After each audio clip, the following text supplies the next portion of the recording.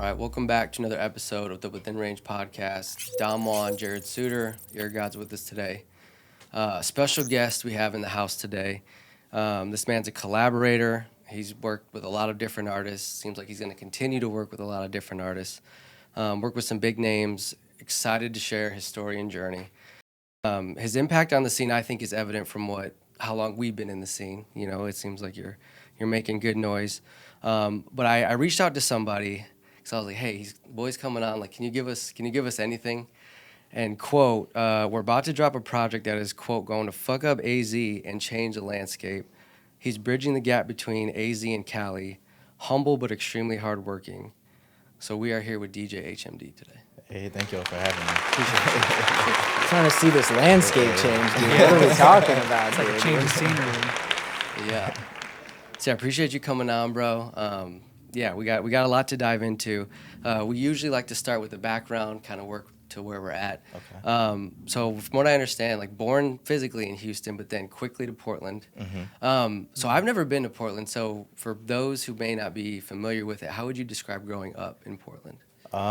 It rains every day, a little droopy, but Portland's cool. You know, it's definitely hipster. They have a slogan called "Keep Portland Weird." Portland weird, yeah. So you get a lot of like. Did they have that before Austin, or because I know it was "Keep Austin Weird" for a long time too. I don't know who was first. We gotta look that up. Gotta have Right. Jamie Portland, pull I think that up. Portland might own that. I feel like one. Portland Yeah. probably I'd owns say it. that. Texas been around a minute. Though. That's Who true. knows? Yeah. That's true.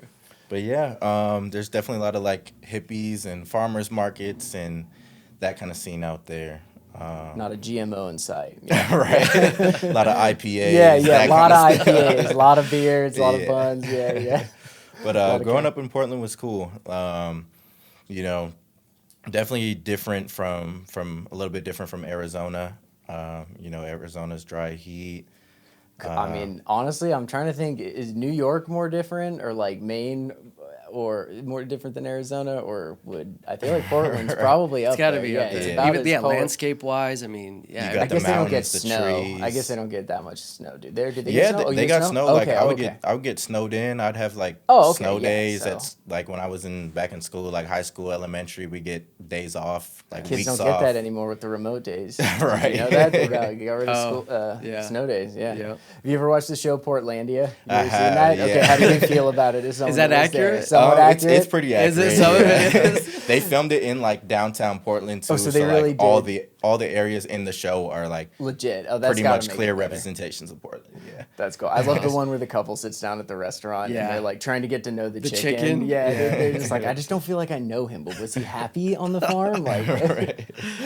I had one quick question. How far is Nike in Beaverton? Is that where the Nike? Yeah. So How- Nike's straight in Beaverton, so it's close to like downtown Portland, about like 20 minutes. So you have Nike and Adidas out there. You also have like North Face. So a bunch of like athletic companies are out there, but Nike headquarters is in Beaverton, Oregon. Yeah. Okay. I didn't know North Face was out there. Yeah, me neither. Yeah, it's nice. It's good gear. Right.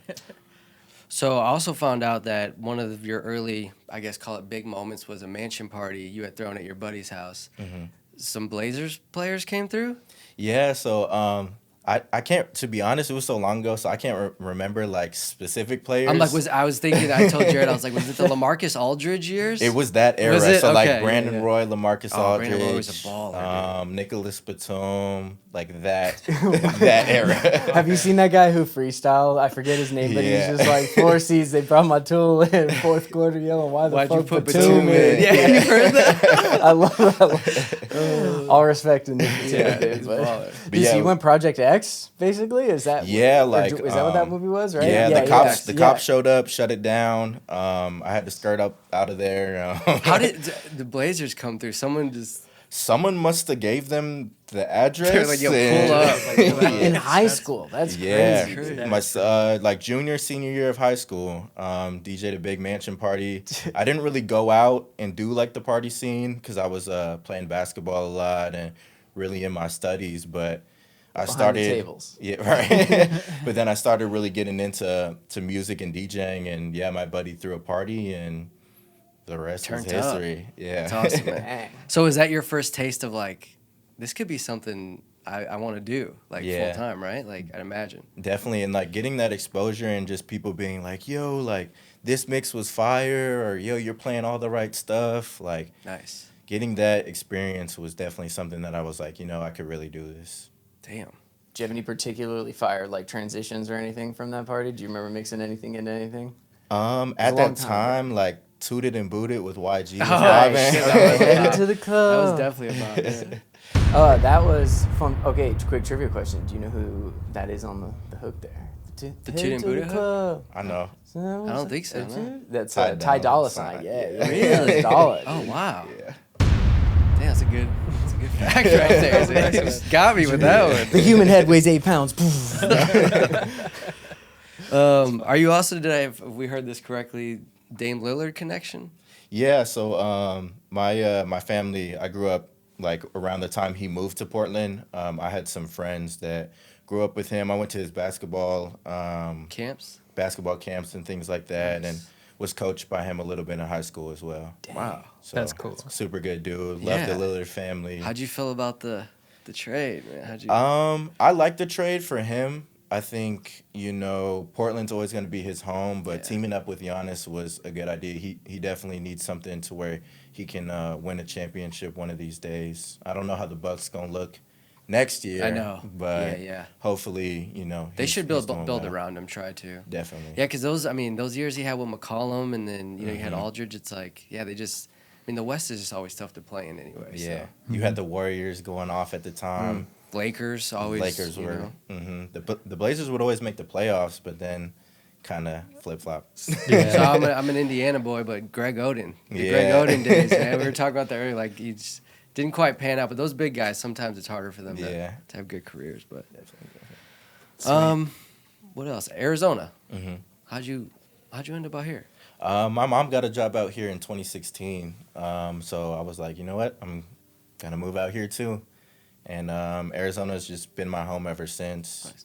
Definitely, yeah, Love it here. You like it? definitely. Yeah. Seems like you've been growing a name, growing a business. So Yeah, I feel like the music scene in Arizona compared to Portland, it's more like rock bands and indie. I mean, we have like Amine is our claim to fame. Oh, okay, yeah. The Reel It In. I got Yeah. something. Reel It In. Wow. Yeah. So like he's the biggest yeah. artist to pop out of Portland. There's another artist out there called Keith Canvas. He's more like underground scene, but those are like the main two. But when I moved to Phoenix, I definitely heard about like Futuristic. I heard about Preem, Emmett Dupree, and I feel like there was more artists to connect with out here right. for sure. Yeah, you've done. We'll get into it, but you've done quite a bit of work with Emmett specifically. Yeah, definitely. I was gonna ask. I was gonna say you've been all over. Like if you're born in Houston, Portland, here. I'm like, and you got all these LA connections too. Like, I was like, what keeps you in the Arizona scene? But that sounds like it. Yeah. So less synthwave in the scene. Yeah. That's funny shit. For sure. I don't know. I maybe skipped ahead, but did you had a radio show, and like you interviewed G Herbo, Problem. Yeah, so I saw that. I went to High Point University for a semester. I was actually playing basketball out there. Where's High Point at? It's in North Carolina. Oh. In High Point, North Carolina. Oh, got it. That's So dope. kind of by like Greensboro Okay. area, I believe. I was only there for like a couple months. You're at Quick school. semester. I would say Yeah, semester, yeah. But yeah, so I was on High Point University Radio, and there I actually built up their radio program. They had like a little setup, but nobody that was really doing it full time. So once I was done with my studies, I was reaching out to artists at the time. So I reached out to G Herbo's management, and they actually hit me back. He was working on a mixtape, and Nice. got the opportunity to interview him. I Am Sue, Problem, a couple other artists. Say, dude, I Yeah. saw him too. That was big, dude. Yeah. When we were Yeah. especially when we were in college. Like I'm originally from the San Francisco Bay Area too, Oh, so that okay. one. Problem, when he was too. big, it was, Yeah. Problems. That's yeah. dope. Yeah. What? What was that like getting that experience that young of an age? I mean, It was amazing. Like I didn't think that just emailing artists that they would just reach out and I would Reply. connect with their PR teams, and they gave me like DJ drops and everything. Like, yo, it's G Herbo. Shout out to HMD. No Yeah. way, they did. Yeah, I still have them. Oh, Yeah, that's fire. So they were crazy. they were Yeah, super that's cool, nice. super humble, and everybody was coming up at that time. So I was just reaching out to artists that I that I liked and that I was listening to, and Yeah. it was super cool to connect with them and have them actually reach back out and just interview them and ask them questions that like as a fan I wanted to know. Yeah. So it was cool to be able to ask those kind of questions for sure. Was there anyone that maybe a little starstruck or just like you felt different about? I think the G Herbo one was probably the biggest. I really didn't expect him to reply. That's Swervo, dude. It's really great. See that a bunch of movies. But I reached out to like all the double XL freshmen at the time. Wow. You said didn't really- you said that was 2016, right? Yeah. I mean, that was the last of a great. Was that the line. Uzi? That was that was was the that. Uzi, 21. Coach Yeah, that was the Jones, Uzi, yeah. 21. Yeah. Dude. Yeah, Good let's- for you, Everyone. man. Yeah, 21 had hit me back, but it was just a scheduling issue because I wish I would have got that interview. That would have. Imagine. Yo, that would have Yeah. been crazy. Who picked this little sorry ass? Yeah, I feel like that was But- the last cover of No, artists has to there been be a good the. one? Since then, I don't know. Now, there's been like a couple artists here and there on each one, but there's never been like a solid full 10 Yeah. of like, yeah, these are all fire There was people. that like, because like Kamaya was on one with Playboy Cardi That was pretty good. and X. That one was pretty Okay, yeah, good. that's- That was the seven. He's That was the solid. 17. There was a few good Yeah. artists on there, but I feel like after that you'll get like the one or two, and that's it. Right. Yeah. That's cool. And to say too, you said you were only there for barely a semester, and you said you've developed that whole entire radio program. That has to be something that you have to be proud of. To say you've been there for such a short period but made such an impact there. What do you feel like? What did you feel like your focus or intent was when you first got that radio job? Yeah, so I feel like my intent was just shining light on artists. I was trying to reach out to artists that were in North Carolina as well, so I interviewed some that were at High Point. PD Pablo was on. People forget about that. Yeah.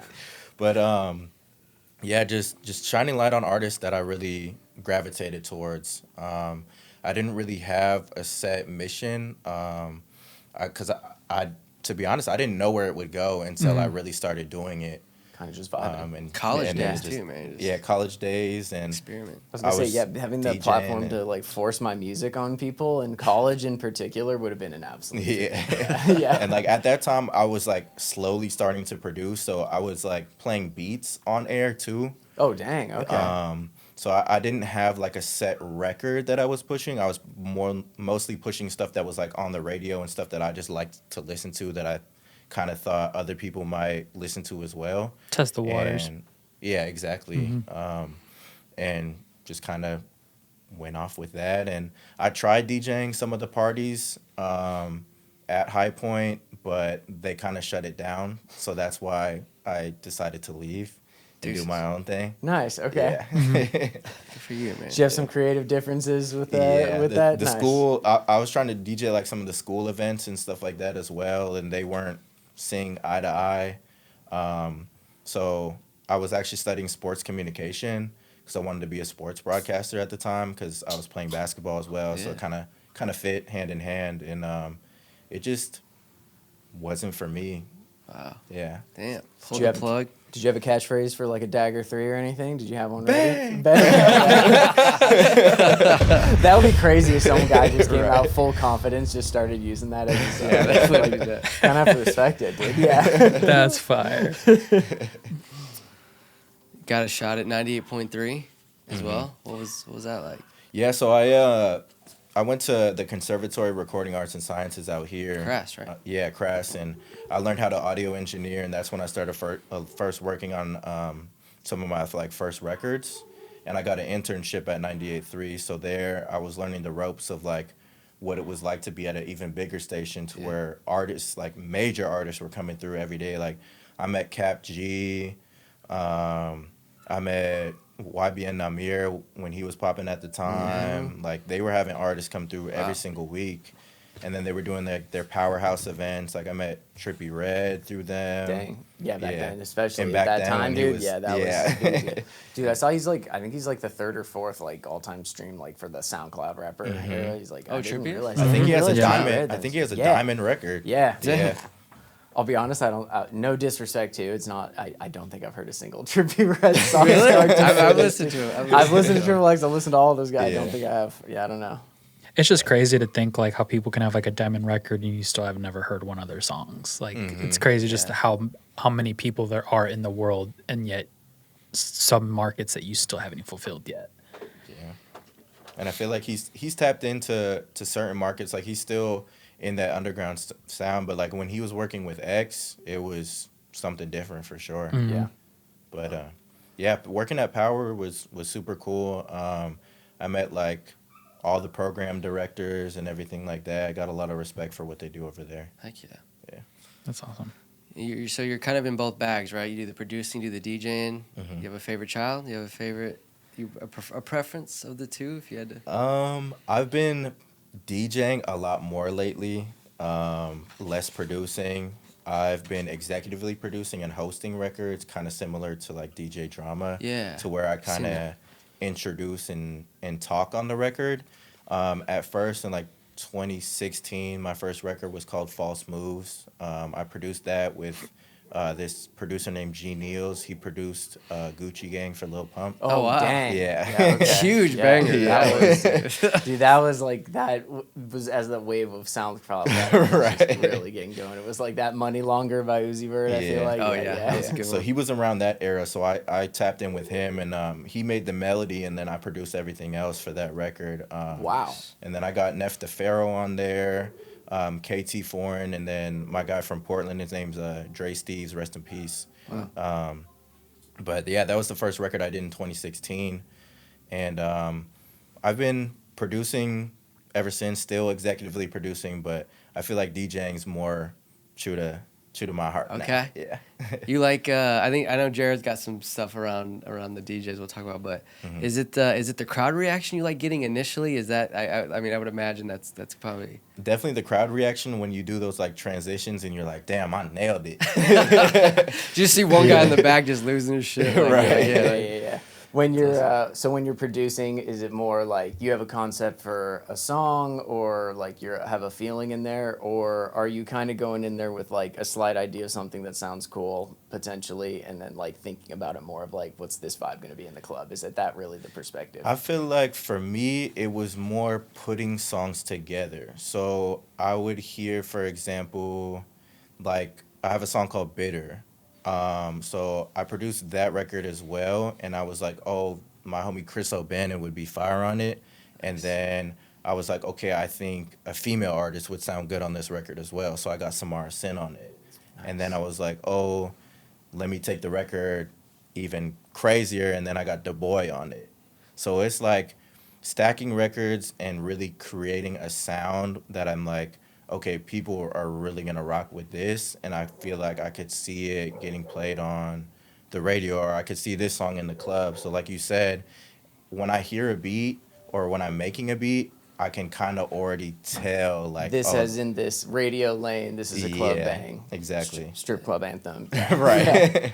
That's like kind of like Jimmy Iovine almost. Like it's like you know how to put pieces together. That was what he was good at. I Yeah. felt like was collabing artists or just finding talent.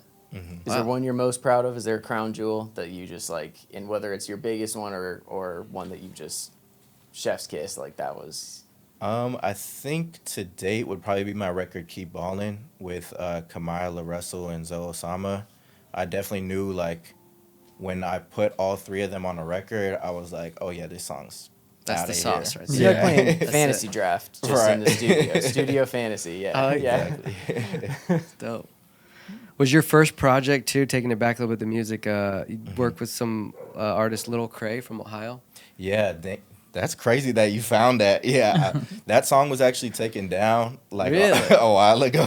Dude, like, what happened? Just like, I think his team took it down. But yeah, like he was one of the first artists that I worked with out of Cleveland, Ohio. That's crazy that you brought that up because not a lot of people like know about that song. Did some digging, bro. How did that, because have you been to Ohio before? Have you been to Cleveland? No, I found him, like, he had this song at the time called Kyrie Irving, and it Dope was time. like SoundCloud, super SoundCloud era, and then my homie Francois, he hopped on the record as well, so it was both of them two that I was working with. That was like 2015, 2014. Dang. Dude, there's like a Okay. whole there's a whole lane of like SoundCloud forgotten songs that were just named after Hoopers. Too. Like, did you ever hear the John Wall? Do you know that one? Yeah. No. The John Wall. Do you ever hear I that one? remember that Dude, one. that will be at the wedding. I'm getting married in September, and Oh, congrats. obviously he's A&R of the thank you, and A&R of the reception playlist. So I was like, sometimes though, yeah, I'm like, all right, that one's getting Yeah, in we there. might be talking. That was for my brother Johnny. He Crazy. knows that. Johnny, that one's for you, dude. What else, music wise? Oh, the tour. The Yeah, I tour? was gonna say, yeah. Tour with YG. Yeah, so I did a one-off show with YG. I did the Red Cup tour in Phoenix What year was that? I feel like I remember that. 3 years ago. Okay. And I Oh, DJ'd wow, okay. for his artist D3. We've worked on a lot of music together, dropped a lot of music together lately. Wow. And yeah, they're super good people. I really rock with the 400 crew. I just met them honestly by networking. I would just go to their events, and then YG would do a lot of shows in Portland, and I would even just pay for like his meet and greet just to chop it up Yeah. and kind of build that connection. I think that's like super important nowadays. It's just like if there's an artist you rock with, like, Show the love. and you're trying to work with them, like showing just love and just Pay for the meet and greet. Yeah, it's brilliant. Mm. Like, you can pay to get on the guy's calendar for a Right. couple minutes. Yeah. and you can Yeah. be like, bro, I supported you. I went to this. I paid for your meet and greet. I did this. I did this. I did this. They gonna I'm notice here. it. Yeah, Yeah. they will. Right. Yeah. And his team reached out a couple days before and was like, hey, do you want to DJ the concert? And I was like, what? Say less. Tell me where to pull up. Let me check my calendar. Yes. Yeah, it was that show was like it was him, Kalen for real, OGZ, and then D3 and Day Salon were YG's two artists, and then yeah, I ended up DJing for D3, and about 10 to 12,000 people were at that concert. Something Yeah. light. Yeah. Something light. Crazy. Yeah. Did you get nervous? How do you So- feel? I had butterflies before, and then when I was like, "Who's ready to see D3?" and the crowd was like, that's when I was like, "Oh shit!" You got Once you got heart it live, rate you're like, I skipped a could bit. say anything into this mic right Right. now, and they're gonna be fired up. Yeah. And they gave me like a awesome. little DJ set before too to like turn the crowd up. Oh, they so did? That kind of like What'd you helped. hit Oh, so you had like the pre-show? Okay. Kinda? Yeah, they Oh, gave me that's- like a 10 to 15 before he came out. So that kind of like Yeah, broke you my warm it- nerves you warm it down. up Okay, the that crowd. says a lot Yeah. about you because that's a big shot. Mhm. What was the set list? What'd you play? What, if you remember? I played like a lot of old school. Like I played like Snoop Dogg, Dr. Dre, Ice Cube, Nice, just some just crowd West Coast. pleasers, And just West some crowd Coast, pleasers. super Yes, West Coast. Yes. Okay, yeah. And then like at the time, like Playboy Cardi Stop Breathing was going crazy. So I played like some underground stuff and mixed it in. But Playboy Cardi, 45_33. Something. Yeah. Dot wav. Yeah. That's funny. You want to do the segment stuff, or you want to? Yeah, dude, we can definitely get it. Thought the Thizzler one, though. Dude, the Thizzler? Yeah, okay. I mean, trending #1 on Thizzler, dude. What? Talk to us about that. yeah, so Crazy. that was from my record False Moves. I had actually like, to be honest, I just paid for promo, and they had posted the record, and one of the A&Rs, I think his name's like Virgil, he hit me up and was like, yo, good name. like, right? Yeah. He was You like, read that email at first, you're like, oh, okay, yeah. right. He had hit me up and he was like, yo, like, you're trending #1 on Thizzler, and I was like, holy shit. Damn. Like, Dun, dun, dun, yeah. Sick, dude. Yeah, that's sick. Yeah. Dude, and working Wow. with Project Pat. Mm-hmm. So We've interviewed we Project interviewed Pat. Project Oh, Pat. okay. but Yeah. yeah. How How did was that that? come together? We love Project Pat. I'll Maybe be not our honest, I've finest said it interview, before but- on here. Like, unfortunately, We got most he of did his it on his forehead. phone. Yeah. We did have. We had a great conversation with his forehead and beanie. Okay. We had some great ones with Project Pat himself, but we Yeah. did. Unfortunately, a few questions were directed to. Gotcha. Yeah. gotcha. More North forehead. of it. we love Project Pat, though. We love Project Pat, dude. Yeah, that was like 2017, 2018. So I have a song called Shake That with my homie Sunny Gold. And that record actually hit like 1.5 million on SoundCloud. We had dropped it on SoundCloud first. And then I think it's at probably like 70 or 80K on Spotify. But working with Project Patch, super cool. You know, that's a legend, and getting him on the record, like Strip Club Anthem, was just perfect. And that was before like he had worked with Drake, so it was like Yeah, that was That's before right. the revival. Yeah. Yeah, for sure. So he was just, you know, still doing his thing, and you know the whole 3-6 Mafia and that era. They is- raised us, dude. See, right? Something, Like, at least- something I grew at up least for on. me, yeah, it's like- I'm I trying know. to think, like, is there a more iconic sound for me in Oh, my so many childhood? artists Like have 50 sampled Cent, them now. but, like, Drake's yeah, obviously it's just like, samples it's them. just, yeah. Their impact is crazy. Yeah, I think besides like the drum breaks like that were popularly used in like the 90s and 2000s, I feel like they're one of the most sampled groups, or at least collective of artists now. Yeah. Yeah, Yeah. they're getting the check, sample check, going crazy. That's what he talked about that Yeah. in our episode. Yeah. He's like Yeah. them checks come in. Yeah, he It's did. like, yeah. Dude, someone should Yeah. have checked on me how much I listened to Stay Fly when I first got an iPod too. Like I just that was randomly a song. It'd I be loved. on your Dude, top I Spotify. I need to get that hoodie. That Yeah. or the shirt. Was it the shirt? Was it a shirt or hoodie? Do you have, I think it was a shirt with the green skulls all over. Oh You know that yeah, one? don't remember they did a collab with like Supreme too. Is that what Back then? Did they? Yeah, back okay. then, and then they redid it like recently. Oh. They As had, like a cool like a streetwear 3-6 Mafia like Supreme collab. Yeah. Yeah. That sounds hard. I had like a FBI windbreaker jacket, and on the back of it had the Hypnotized Minds logo on it. That was from their store. That shit was pretty fire. Damn, dude. Yeah, Nostalgia. I need the green skulls. I gotta get The that, green you know, skulls, what- yeah, know for what sure. the cost is. Yeah. Yeah. Hey, They just Alexa, did pull that Coachella up. too. Oh, they did. They were. I know 3-6 Mafia. T-Pain came through for the first time ever. Yeah. Shame that it took this long to get T-Pain on it. Or even Coachella. 3-6. Like, Yeah. Dude, I remember. Did Legends. you ever watch Wiz Khalifa's like Data Days, the Taylor Gang? Data I remember Days? those. Dude, I remember it was like 2010 or 11, Austin South by Southwest. Like that was when Juicy J had like signed to Taylor. So in like 11 or 12, I guess. Dude, they went out there and Juicy J was performing at this club, dude, and it was just nothing but red lights on the inside. It was packed and just these like ceiling fans on like tall, long poles, so they kind of like wobbled. And it just looked so sweaty and grimy on there, dude. And it just like almost a mist in there. And dude, you just hear him, slop on my nut, like corn on the cup. Dude, and then he goes quiet. The whole crowd goes crazy. He goes, check it with me. And dude And just just- dives into the crowd, dude. And I was like, I just remember watching that in college and just being like, that's the most electric thing I've ever seen in my life, dude. That's I need to hip-hop. get there, dude. Yeah. Yeah, that was Hell Juicy's yeah. the ledge, dude. oh yeah. What you think, Jared? You want to test some of the? So we don't do segments with every guest. Okay. It's one of those things where just kind of like it's got to come to us. But we had DJ on recently, another DJ. So Jared had cooked up some things that.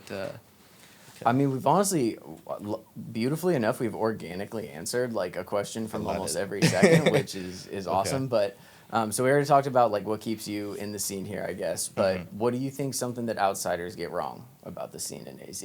Misconception, overlook. What is it? That we all sound the same. Like all the artists out here sound the same. Wow, see, that's not one I mean, if you Yeah. listen to Wow, it, it's Wow, not that's what I that's would actually say. new. Yeah, Yeah, I would I've say heard. almost a lack of a cohesive sound. or Yeah, something. that's- Okay, yeah. interesting. Because I feel like, to me personally, I feel like there's no definite like AZ sound. Yeah. But a lot of the artists out here sound like West Coast. And I feel like that's what people are like, oh, that's what AZ is. So Dollar I feel store, like, West Coast music, that kind of a Yeah. thing. Like if you're from So- there, that's what you might, yeah, so I feel like AZ definitely needs to kind of craft their own sound. Diversify. But when I talk to people, they're like, oh, you know, a lot of the artists out there sound West Coast. If that makes sense. Yeah. I mean, to be honest, if you look at the map, we're on the West Coast. we're not that far off. They're not that We far. spend yeah. I like get a what year in the same AZ time is still zone, West you know Coast. what Yeah, I of mean? course, Like, yeah. we- I get. Yeah. I get. what you're saying, though, yeah. I do Yeah. get the point. Okay, so as someone that loves putting puzzle pieces together to make a masterpiece, what's your vision of the AZ sound? Like, what's going in that pot to make that stew for you? That's a good question. I think just kind of crafting. I think a lot of artists out here need to work together. So We hear that a lot. yeah, so I feel like it's very divided right now. So something that I'm doing is kind of putting AZ artists on the same track. Is that the Tribe Ave stuff? Are you part of that? Yeah, definitely. So I was doing the Tribe Ave mixers for a while. that's definitely a good community. They do their monthly media mixers. Shout out to Marlo, he's doing his thing. But yeah, just getting AZ artists to work together and kind of show support is what I'm really trying to do now. And also with artists, you know, out of state as well. But yeah, I mean, to answer your question, I feel like something that I've been doing to kind of craft more of like an AZ sound is getting more artists to work together that sound a little different too. Like, I was working on a track with De La Prime and the CB Cactus Boys. Oh. That's Ooh, about to come okay. out. Dang. And That's a cool take. Because I Yeah. think one of the challenges that I've noticed just as a listener, right, like not on your level there, but like the two things that I think come to mind for people would be something maybe like country or Southwest, or with maybe more of like a Latin flair, and it's like it's really it's awesome when someone skirts that line well if they're not making that purely that genre, but like Yeah. it's a tough thing to mix into a song without it feeling a little kitschy or forced or something if you're doing that. So like Yeah. I love that take where it's just like more of a juxtaposition of styles than anything, and like that becoming the niche. That's cool. Yeah, That's and really I feel cool. like both artists, like if I put two artists on a track, they each are going to bring their own style. So it's a lot. I mean, sometimes it's hard, like you said. It might sound a little off, but I feel like each artist is going to bring their own swag to the record, and when they come together, it's even better. Yeah. Got to mention on here that Skirtis beat was just. You cooked that? That was all you, 100%? Yeah, it was me and Ron, who produced for like Shoreline Mafia, 03 Greedo. It was like what I remember us telling Preem when he played it first was like, this doesn't sound like anything I've heard, and it doesn't sound like anything in Arizona that we've heard. Just the sound, and then even his flow on it was different, but Yeah. just came together. I left the sound bar off for a few days just to let it cool down. I didn't come in here till Blinking Monday red. for work. I fired it back up. I was like, all right, it's good. Yeah. But yeah, that record came about a couple months ago. Yeah, me and Ron cooked it up, sent it to Preem. We did it at Soli and Sullivan Audio's studio. Never heard of that. Yeah, he's a dope engineer out here, and we got a crazy remix on the way. Can you talk about who might be on that one? Yeah, Okay. maybe. If you want to. I mean, if you're. Maybe. I hope so. Maybe sounds like I don't know. Yeah, we got the CB Cactus Boys on the remix. Oh, so that's gonna okay. be gonna Damn. be crazy. Yeah. That's dope. All of them? All of them coming All through? three. How many of them are there? Is there 4 or 5? There's 3 main, but when I spoke with them, they got like 10, 15. You're like a gang, kind of. Yeah. Not that I'm trying to like condone that. I'm just saying the way they run. Next YSL trial coming up. But yeah, it's 3 main. It's CB, Pizzo, Lido, and Lean. Okay. Yeah, we've been seeing them on the Yeah. socials, and They're definitely doing their thing out here. nice. They're super good people. Are they Maryvale boys? Are they? You know? Southside Phoenix. So I'm not sure. Like Levine, South Mountain, kind of. I'm not sure what part, but That'd be like baseline. yeah, they rep Southside Nice. very hard. I've had a lot of Southside artists on there. Dude, could it be our first 10 to 15 person interview, dude? Yeah, the most people ever. Yeah. That'd be wild. Okay, so as a DJ, Mm-hmm. song you're tired of being requested or people requesting when you're playing a show, do people come up and ask for songs? Do they put it on their phone? Is there one in particular that you're just like, no, I'll never? Not never, but lately it's been that Baby Girl. The Drake, the Nokia. Oh, Yeah, that song's good. It's everywhere. That I can just picture. I like to picture. sexy red. Oh, okay. Oh, The sexy yeah. Red, yeah, that would get tired. Yeah. All right, who's the best DJ you've ever seen live besides yourself? Definitely Joe K. I'm not familiar. Yeah, I I mean, should. He runs this group, this kind of collective called Soul Collection. It's mostly like R&B and Afro beats, which is something that I'm also working on. Is like an R&B / Afro beat project. After I get through with these other projects that I'm currently working on as well, but he's out of LA, and he just knows how to turn the crowd up, and his transitions are amazing. I just saw him at Walter Warehouse with my girl Okay. a couple weeks ago, and Can you verify fire? Okay. Oh, Okay, you got- you can't see on camera, Yeah, but right. you got to give us the the approval. freaking the nice, the But primo. definitely somebody I want to work with as well. He executively produces as well. He just dropped a project that has like Isaiah Falls on it, another dope wow. artist. But yeah, he's amazing. Definitely, I've looked up to him for like a long time.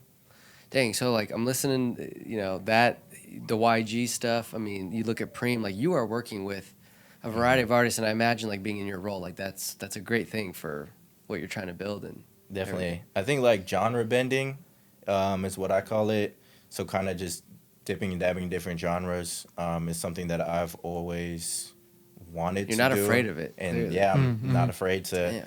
do an R&B record and then do a strip club anthem. Then next week I'm dropping an Afrobeat record. Yeah. That's sick. Yeah. Just kind I of mean, dipping and dabbing in everything. You would think I had a few disorders when my Spotify goes on shuffle. It's like sometimes I laugh, dude. Like the things it goes into. That comes up. Okay, so that actually adds a good flair to one of like my next ones.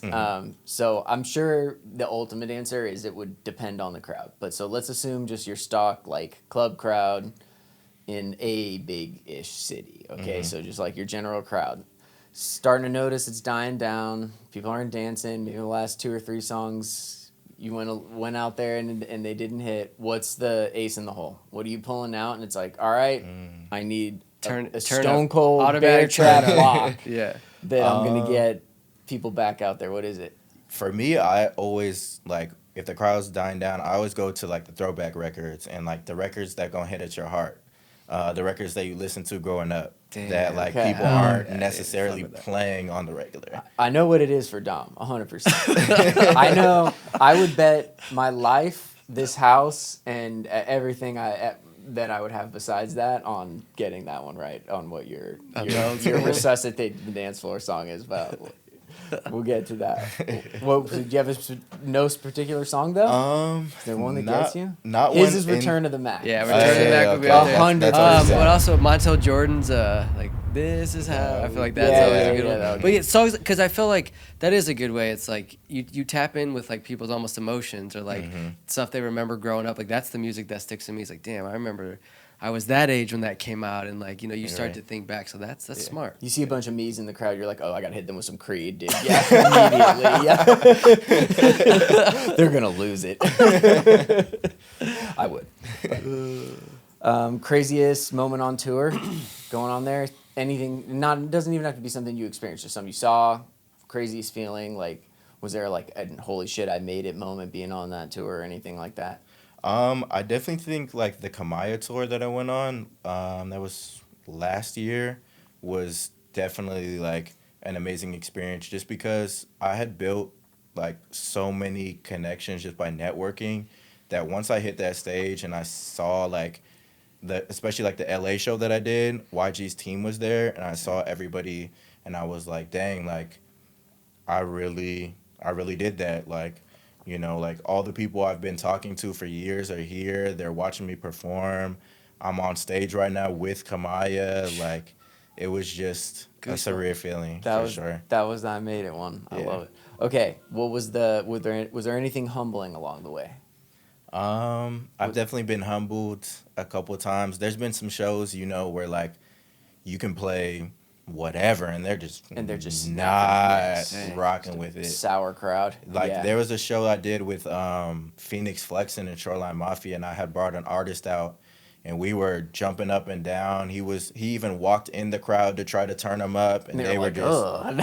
standing there all stiff. Really? Oh. Damn, It was that's just tough. they just wanted to see the headliner at the end of the day. Yeah. Man, yeah, you see Yeah. that sometimes. You hear about it. Even like the best comics, they're like they all talk. They bomb all the time. Like people don't happens. know they go to small clubs and like try stuff out, and it just does not work. Like you could see someone that you'd pay $150 to see at a stadium, Right. watch them at a club Yeah. try new stuff out. They might bomb. You see Shane Gillis bomb or Bill Burr bomb or something. Right. It's so funny. Yeah.